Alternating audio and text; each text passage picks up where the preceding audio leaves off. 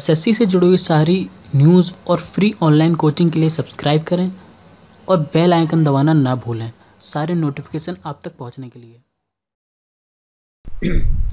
तो hi friends, welcome to SSC mindset. एक बार फिर आप लोगों का स्वागत है एसएससी माइंडसेट में। और ये है हमारा पॉलिटी का जो क्रैश कोर्स चल रहा है, जो बेस्ड है एम लक्ष्मीकांत के ऊपर, बुक के ऊपर। उसका ही हमारा पार्ट 3 है। मैंने पार्ट 1 में कैसे हमारा स्टार्ट हुआ संविधान बनना या कॉन्स्टिट्यूशन बनना और कैसे बना वो मैंने आपको सेकंड पार्ट में बनाया था। किस किस देश से लिया गया वो मैंने आपको सेकंड पार्ट में बताया था। इस पार्ट में हम बात करेंगे जो हमारे आर्टिकल 1 to 4 है, ठीक है। पार्ट 1 हमारा यूनियन और उसकी टेरिटरीज, और साथ ही साथ हम सिटीजनशिप के बारे में भी बात करेंगे कि सिटीजनशिप का क्या रोल है पूरा और कैसे कैसे काम करती है, ठीक है। तो ये हमारा रहेगा पार्ट 3 के अंदर। पार्ट 4 में जो मैं आज रात को डाल दूंगा उसके अंदर हम बात करेंगे फंडामेंटल राइट्स के बारे में, ठीक है, जो बहुत इंपॉर्टेंट पार्ट है आपके लिए। पर अभी सिर्फ इसके बारे में बात करते हैं, ठीक है। देखिए, यूनियन ऑफ स्टेट्स, ठीक है, ये हमारा एक पैराग्राफ का टॉपिक है। उसमें क्या कह रहा है कि article 1 describes India that is Bharat as a union of state, ठीक है। वो कह रहा है कि आर्टिकल जो 1 है हमारा, ठीक है, जो सबसे पहला आर्टिकल है वो क्या बताता है, जो इंडिया है या फिर हमारा जो भारत है वो एक यूनियन ऑफ स्टेट्स है, मतलब कई सारी स्टेट्स से मिलके बना है, rather than federation of state. अब देखिए, फेडरेशन ऑफ स्टेट्स का मतलब वहाँ पर ये आ जाता है कि स्टेट्स की अलग पावर हैं और यूनियन की अलग पावर हैं। जैसे अमेरिका में है, वहाँ पर आपकी डबल सिटीजनशिप हो जाती है यार, कि जो मतलब स्टेट्स जो डिसीजन ले सकता है वो यूनियन नहीं उसमें कुछ इंटरफेयर कर सकता। तो ऐसा नहीं है, यहाँ पर क्या है, मेन पावर आपकी यूनियन के सेंटर के पास होती है, इसलिए इसे यूनियन ऑफ स्टेट्स कहा गया है, ठीक है। अब देखिए, according to article 1 territory of India can be classified into 3 categories, ठीक है। देखिए, आपके जो आर्टिकल 1 है उसके अकॉर्डिंग आपकी जो इंडियन टेरिटरीज है या जो इंडिया है वो 3 भागों में बांटा गया है। कौन कौन सा? टेरिटरीज ऑफ द स्टेट्स, ठीक है, यूनियन टेरिटरीज और territories that may be acquired by the government of India at any time, ठीक है। अब देखिए, वो कह रहा है कि टेरिटरीज ऑफ स्टेट्स, ठीक है, स्टेट्स की सरहद है। यूनियन टेरिटरीज, ठीक है, मतलब देश की सरहद है। और territories that may be acquired by the government of India at any time, और ऐसी सरहदें, ऐसी जगह जो कभी भी इंडिया या गवर्नमेंट ऑफ इंडिया अपने अंडर ले सकता है, ठीक है। नेक्स्ट है आपका constitution pertaining to the state are applicable to all the states except Jammu Kashmir. देखिए, आपका आर्टिकल 370 के अंडर ये बताया ही गया है साफ साफ कि जो हमारा जम्मू कश्मीर है वहाँ पर हमारा संविधान लागू नहीं होता है। वहाँ के लिए एक अलग से पार्ट दिया गया, एक अलग से संविधान बनाया गया है जो सिर्फ आर्टिकल 370 के अकॉर्डिंग सिर्फ जम्मू कश्मीर के लिए ही एप्लीकेबल होगा, ठीक है। तो ये आपको रखना है कि हमारा जो पूरा कॉन्स्टिट्यूशन है वो हमारा जम्मू कश्मीर के लिए एप्लीकेबल नहीं है, ठीक है। अब देखिए, उससे आगे चलते हैं हम। तो उससे आगे क्या कह रहा है कि आर्टिकल 2 क्या कहता है। देखिए, आर्टिकल 2 कहता है grant 2 powers of the parliament. तो पार्लियामेंट को 2 पावर देता है आर्टिकल 2 हमारा, ठीक है। वो क्या देता है कि वो पावर देता है कि हमारा जो पार्लियामेंट है वो इंडिया में कोई भी एक नई स्टेट बना सकता है, ठीक है। नई स्टेट बनाने के लिए पावर देता है, पहला तो ये। दूसरा ये कि power to establish new states, ठीक है। अब देखिए, और दूसरा कि एक नई स्टेट्स इस्टेब्लिश कर सके, मतलब बना सकें। और पहला ये कि वो उसको ले सकें अपनी यूनियन के अंदर, ठीक है। अब देखिए, ये क्या है कि हाँ यार, हमने स्टेट बना दिया, अब उसे यूनियन के अंदर ले या नहीं ले ये भी मायने रखता है। तो यूनियन के अंदर हम ले सकें ये भी पावर उसको मिलती है, ठीक है। और हमारा आर्टिकल 3 की बात आता है। देखिए, आर्टिकल 3 क्या बोलता है। आर्टिकल 3 बोलता है on other hand relates to the formation of a changes in the existing states of the union of India. देखिए, पावर आर्टिकल 2 में बात थी नए स्टेट्स के बारे में कि नए स्टेट्स को बनाएं और कैसे उसको अपने में जोड़ें, ठीक है, यूनियन में। आर्टिकल 3 बात करता है हम कैसे चेंज कर देते हैं अपनी पुरानी जो स्टेट्स हैं उनमें और एक नई स्टेट्स का रूप बना देते हैं। जैसे हमने आंध्रा को बांट कर हमने तेलंगाना बना दिया, ऐसे ही ये बिल्कुल वही आर्टिकल 3 के अंडर, ठीक है। अब आता है parliament's power to reorganize the states, ठीक है। वही कि आर्टिकल 3 के पास और अथॉरिटीज़ हैं पार्लियामेंट के अंदर कि वह कैसे कोई नई स्टेट को बना सकते हैं किसी पुरानी टेरिटरी का सेपरेशन या पुरानी जगह को, पुराने प्रदेश को बांट कर, ठीक है। और ये पहले भी हुआ है, जैसे उत्तर प्रदेश को बांट के उत्तराखंड बना दिया गया और कई सारे जगहों को काट काट के नए नए स्टेट्स बना दिए गए। ठीक है, increase the area of any state, हम किसी भी एरिया स्टेट का एरिया इंक्रीज कर सकते हैं और किसी का भी एरिया हम डिक्रीज कर सकते हैं। ठीक है, पर मेनली अब देखिए इंडिया में ऐसा है कि हम अब नहीं बढ़ा सकते। क्यों? क्योंकि हमारे पास जगह ही नहीं बची है किसी दूसरे स्टेट में जगह बढ़ाने के लिए। ठीक है, दूसरी जगह को हम घेर सकें ऐसे, क्योंकि हमारा इंडिया है वो 3 जगह से पानी से घिरा हुआ है, तो हम उसे नहीं बढ़ा सकते। पर अमेरिका में देखिए थोड़ा सा अंतर है। अमेरिका में क्या होता है, वहाँ पर हम किसी भी स्टेट को बांट नहीं सकते, जो स्टेट बन गई वो बन गई। ठीक है, ऐसे नहीं कर सकते कि हमने यार मैक्सिको को काट के अलग स्टेट बना दिया, या फिर हमने किसी लॉस एंजलिस को काट के कुछ अलग बना दिया, वेनेजुएला को काट के अलग बना दिया, ऐसे नहीं कर सकते हम। ठीक है, हमें क्या करना पड़ता है वहाँ पे कि अगर हमें कोई नई स्टेट बनानी है तो हमें नई ज़मीन लानी पड़ेगी, हम बांट के कोई तोड़ के 2 स्टेट नहीं बना सकते। ठीक है, और हाँ, और देखिए इसी में आर्टिकल 3 के अंदर ही अब आगे चलते हैं, हमें प्रदेश का नाम बदलने का भी शक्ति है। जैसे हमने उत्तराखंड को बदल के पहले उत्तरांचल से उत्तराखंड कर दिया। ठीक है, तो ये आपको याद रखना है, नाम बदल दिया हमने उसका। ठीक है, अब देखिए क्या कह रहा है, the union government can destroy the states whereas the state government cannot destroy the unions. ठीक है, देखिए वो क्या कह रहे हैं कि जो हमारी यूनियन गवर्नमेंट है, जो सेंट्रल गवर्नमेंट है, वो हमारी स्टेट गवर्नमेंट को डिस्ट्रॉय कर सकती है या स्टेट को डिस्ट्रॉय कर सकती है। ठीक है, प्रदेश को हम ख़त्म कर सकते हैं, पर जो हमारी प्रदेश की सरकार है वो हमारी देश को ख़त्म नहीं कर सकती। ठीक है, तो आर्टिकल 4 क्या कह रहा है, देखिए आर्टिकल 4 ये कह रहा है कि article 4 itself declare that the laws made for admission और establishment of new states and formation of new states and alteration of areas, boundaries or names of existing states are not to be considered as the amendment of the constitution under article 368। देखिए वो क्या कह रहा है article 4 आपका, कि जो भी आपने आर्टिकल 2 में चेंज किए हैं कि ठीक है हमने नया स्टेट बनाया, हमने वो करा, हमने उसका नाम बदला, हमने उसकी बाउंड्रीज बढ़ाई, उसकी कम करी, ये जो भी हम सब ये कर रहे हैं ये हमारे अमेंडमेंट के अंदर नहीं आते। ठीक है, आर्टिकल 368 में लिखा हुआ है कि ये हमारे जो संविधान संशोधन होता है ना, हम इसे उसके अंदर नहीं ला सकते हैं। ठीक है, ये उसके अंदर नहीं लिया जाता। ओके, ये हमारा आर्टिकल 4 कह रहा है। ठीक है, नेक्स्ट है आपका evolution of states and union territories. ठीक है, अब evolution of states and union territories का मतलब देखिए इंटीग्रेशन ऑफ प्रिंसली स्टेट्स। देखिए अब देखिए जब हमारा देश आज़ाद हुआ था, ठीक है, वो क्या कह रहा है मैं आपको बताऊं सीधे सीधे, कि जब हमारा देश आज़ाद हुआ था ना, तो प्रिंसली स्टेट्स जो थी उनको कुछ ये कहा गया कि यार तुम्हें कॉम्प्रोमाइज़ करना पड़ेगा 2 कैटेगरीज में, या तो तुम जो ब्रिटिश प्रोविनेंस थे उनमें जुड़ जाओ, ठीक है, या फिर एक और पार्ट दिया गया कि या तुम्हें इंडिया में जुड़ना होगा या तुम्हें पाकिस्तान में जुड़ना होगा। ठीक है, पर जुड़ना ही होगा। ठीक है, तुम या तुम चाहो तो तुम अकेले रह सकते हो, तुम्हें बिल्कुल इंडिपेंडेंट कर दिया जाएगा। ठीक है, और यही हमारे जो ब्रिटिश प्रोविनेंस थे, मतलब जो हमारे नॉर्मल जो हमारे गवर्नमेंट ब्रिटिश रूल चला रही थी, उनको भी यही कंडीशन दी गई। ठीक है, कि मतलब तुम्हें सबको आपस में जुड़ना पड़ेगा। तो ऐसी कई सारी प्रोविनेंस जो हमारी थी, राजघराने थे, वो जुड़े आपस में। फिर कई सारे ब्रिटिश जो जगह थी हमारी, जैसे बंगाल हमारा था, और कई सारी जगह छोटी छोटी जगह थी हमारी, वो सब जुड़ी। और बाकी जो हमारे पंजाब और उत्तर प्रदेश थे, ये तो पहले से ही थे। ठीक है, फिर उसके बाद क्या होता है, धर कमीशन और जेवीपी कमेटी बनी। ठीक है, अब धर कमीशन क्यों बनी, इसका एक रीज़न था।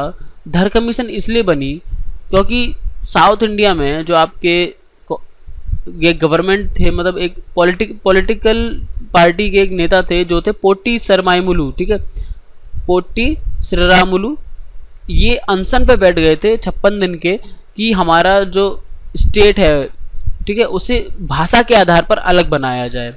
ठीक है, पर सरकार ने नहीं माना और 56 दिन बाद उनकी डेथ हो गई। ठीक है, और जैसे उनकी डेथ हुई तो वहाँ पर बहुत ही ज़्यादा वायलेंस और मतलब प्रॉब्लम्स क्रिएट होने लगी। ठीक है, तो उसके बाद क्या किया उन्होंने कि एक धर कमीशन बनाई। ठीक है, धर कमीशन बनाई, और धर कमीशन को देखा गया कि बताया गया कि बताइए कि बनना चाहिए नहीं बनना चाहिए। तो धर कमीशन ने बहुत ही एनालाइज करा और ये बताया कि लिंग्विस्टिक बेस पे हम किसी भी देश का स्टेट्स नहीं बना सकते, ये उन्होंने अपनी प्रपोजल रखा।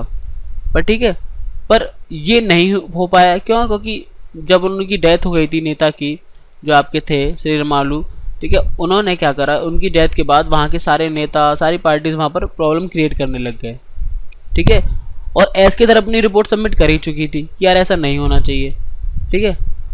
पर गवर्नमेंट को ज़बरदस्ती फोर्स किया गया कि यार वो पहला अपना एक ऐसा राज्य बनाए जो भाषा के आधार पर हो, ठीक है।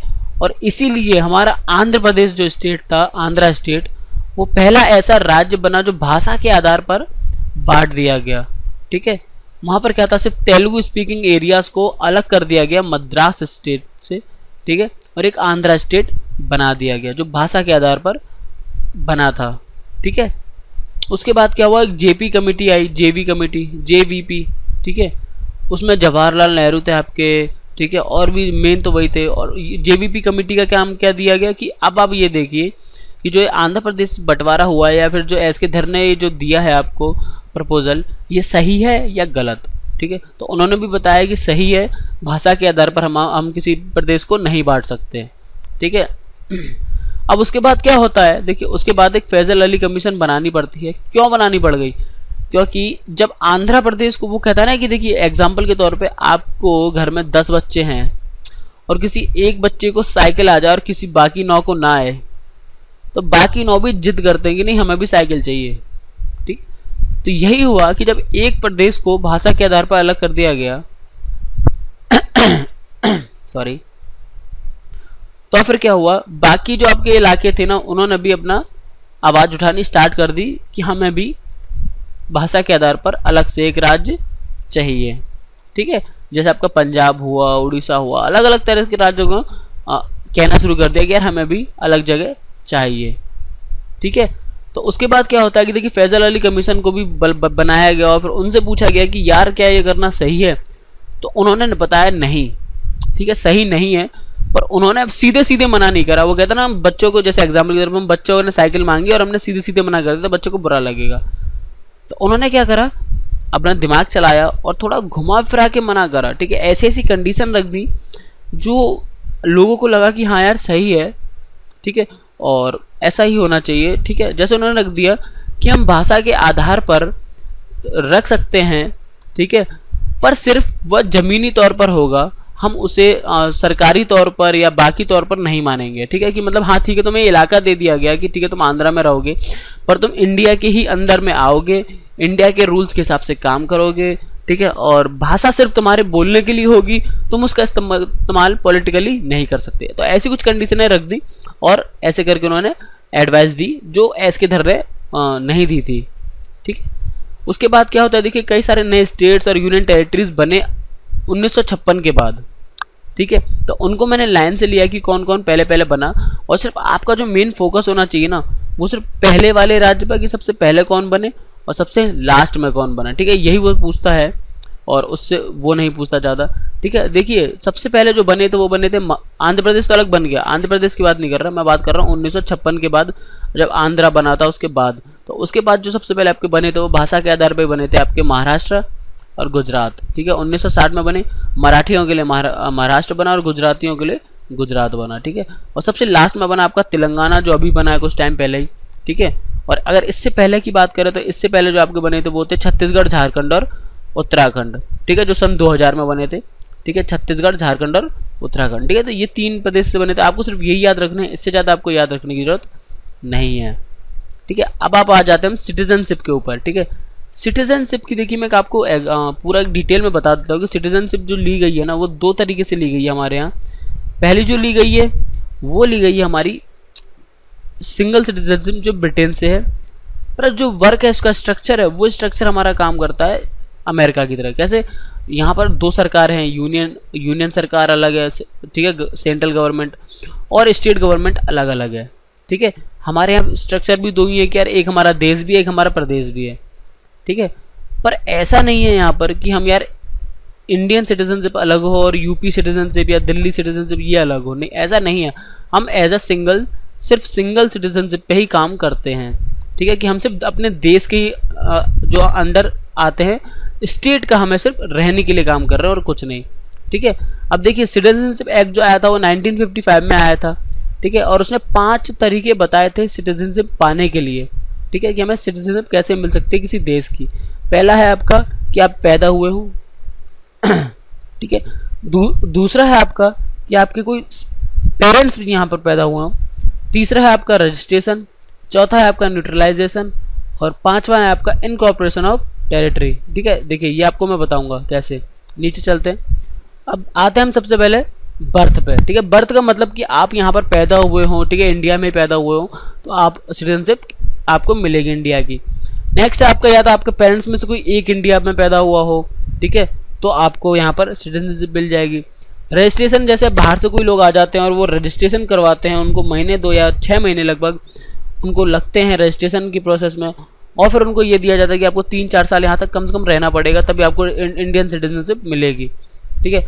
उसके बाद आता है आपका न्यूट्रलाइजेशन। देखिए न्यूट्रलाइजेशन का भी बिल्कुल थोड़ा मेथड मतलब आपका रजिस्ट्रेशन जैसा ही है। यहाँ पर क्या होता है कि अगर आप यहाँ पर किसी से, देखिए जैसे आप वेडिंग कर लेते हैं, ठीक है, शादी कर लेते हैं, और साथ ही साथ यहाँ पर या फिर उसका एक और मेथड है, ठीक है, ठीक है।